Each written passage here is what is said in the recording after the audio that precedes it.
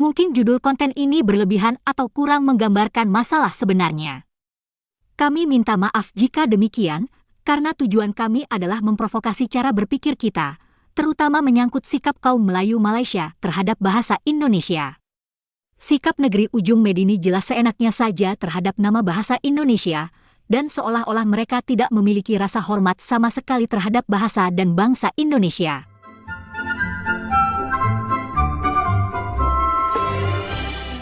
Sejauh yang kami pahami, sikap yang meremehkan bahasa Indonesia itu berkaitan dengan permainan politik di Malaysia. Agar bisa memenangi pemilu, partai-partai di Malaysia selalu mengeksploitasi masalah kemelayuan.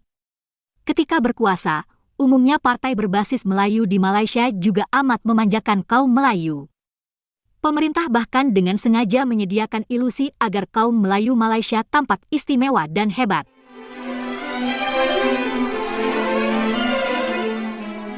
Walau kaum Melayu Malaysia tak berani mengusir penjajah, mereka ditimang dengan ilusi sebagai kaum yang bertamadun hebat dan gemilang.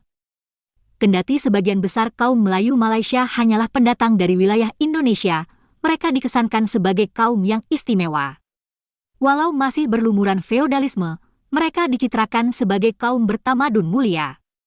Nah, pemerintah Malaysia selalu berhasil membodohi dan meninabobokan kaum Melayu dengan halusinasi yang memabukkan. Ilusi dan halusinasi itu pula yang menyebabkan kaum Melayu Malaysia menjadi serakah. Mereka meminjam bahasa Melayu dari Sumatera, tapi kaum Melayu Malaysia menganggap bahasa Melayu itu milik mereka. Bahkan tak malu-malu, mereka mau membajak bahasa Indonesia dengan memberinya label Melayu. Sudah pinjam bahasa Melayu, kini mereka juga mau merampok bahasa Indonesia. Sikap yang ngawur dan panik itu terutama terjadi dalam 10 tahun terakhir, setelah Malaysia gagal total memartabatkan bahasa Melayu di negara sendiri. Mereka pernah mengganti nama bahasa Melayu menjadi bahasa Malaysia, tapi tetap gagal. Kalau kita lihat, pada tahun 60-an, Malaysia cenderung menempuh kebijakan mirip Indonesia. Jadi mereka ingin menciptakan bahasa Malaysia.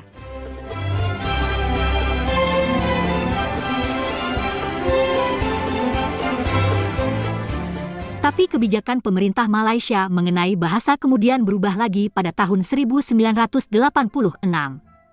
Mereka menggunakan nama bahasa Melayu, bukan bahasa Malaysia. Perdana Menteri Mahathir Mohamad memang mengandalkan basis politik kaum Melayu, wajar jika ingin memanjakan kaum Melayu dengan memberi mereka identitas bahasa Melayu. Hal ini sebenarnya lucu karena Mahathir sendiri bukan Melayu asli. Ia sebenarnya berdarah India. Nah, pada tahun 2007 tiba-tiba pemerintah Malaysia mengubah lagi nama bahasa Melayu menjadi bahasa Malaysia. Perubahan itu bertujuan agar bahasa Malaysia bisa diterima oleh seluruh warga Malaysia, termasuk kaum Cina dan India. Tapi kebijakan ini ditentang oleh para ahli bahasa. Sebetulnya tujuan perubahan nama ini bagus. Tapi perubahan nama itu juga tak membuat bahasa Malaysia menjadi bermartabat, karena memang tak disiapkan dengan matang.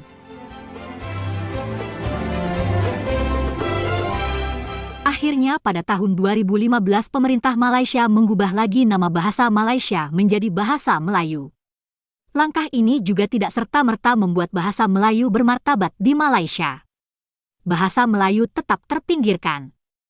Nah, untuk menutupi kegagalan ini, maka para tokoh kaum Melayu menciptakan ilusi tentang kebesaran bahasa Melayu. Mereka selalu mengatakan bahwa bahasa Melayu mendunia dan dituturkan oleh ratusan juta orang. Pada tahun 2017, Perdana Menteri Najib Razak bahkan sudah merancang untuk menjadikan bahasa Melayu sebagai bahasa ASEAN. Targetnya adalah pada tahun 2050 impian itu terwujud. Jelas ini adalah propaganda politik untuk menyenangkan kaum Melayu Malaysia yang memang hobi bermimpi dan berilusi. Tentu saja, saat itu pihak Indonesia juga sudah menolaknya.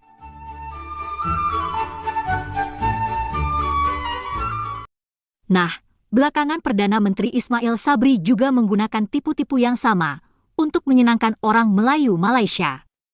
Tahun lalu, ia nekat mengusulkan bahasa Melayu jadi bahasa ASEAN. Lagi-lagi, upaya itu gagal karena Indonesia menolaknya. Usulan Malaysia itu juga jadi tertawaan dunia karena di Malaysia sendiri, bahasa Melayu sungguh berantakan.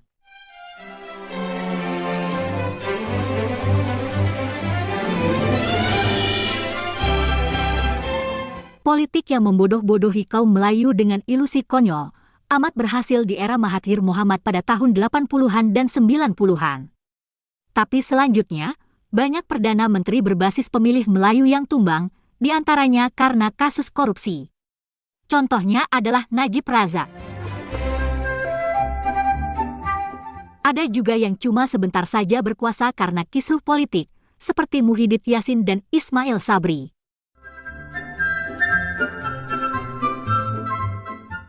Sejauh ini sebetulnya politik untuk memanjakan kaum Melayu, menyediakan ilusi bagi mereka masih laku. Masih banyak pula kaum Melayu yang mabuk ingin memelayukan bahasa Indonesia. Buktinya kubu Perikatan Nasional atau tokoh seperti Muhyiddin Yassin masih mendapat dukungan kuat dari kaum Melayu.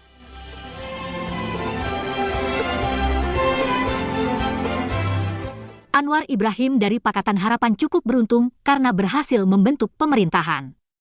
Anwar sebetulnya tidak disokong oleh kaum Melayu. Dan memang Anwar Ibrahim amat rasional. Dia bukan tipe pemimpin yang suka memberikan ilusi dan membodohi kaum Melayu Malaysia. Dan boleh jadi Anwar Ibrahim akan malu jika diajak untuk mengklaim atau merampok bahasa Indonesia.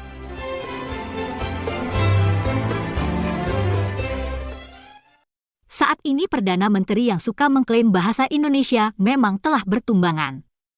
Tapi bukan tidak mungkin, kelak akan muncul lagi pemimpin yang pintar membodohi kaum Melayu Malaysia.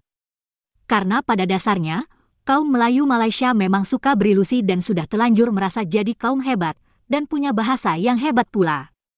Padahal mereka cuma pendatang dari wilayah Indonesia.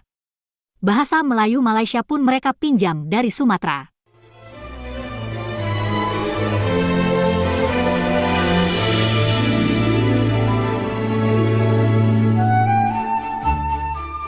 Terima kasih guys, sudah menonton video kami. Sampai jumpa lagi.